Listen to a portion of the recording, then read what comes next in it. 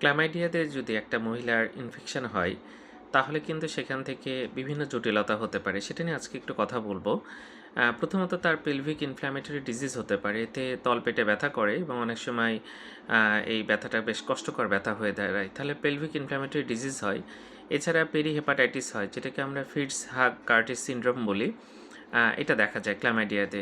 রিটার syndrome হয়। রিটার্সে আমরা জানি কনজাংটিভাইটিস থাকে, আর্থ্রাইটিস থাকে এবং ইউরেথ্রাইটিস থাকে। এটাও কিন্তু পাওয়া যায়।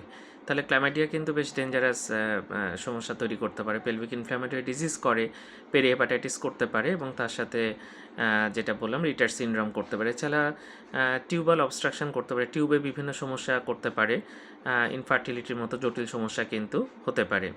তো যাক, ক্ল্যামাইডিয়া অনিরাপদ যৌন সম্পর্কের মাধ্যমে ছড়াতে পারে, সেজন্য এসবের থেকে অবশ্যই দূরে থাকতে হবে এবং এটার অনেক রকম জটিলতা হতে পারে। সেটা নিয়ে আজকে আলোচনা করলাম, আশা করি হবে। ধন্যবাদ সবাইকে।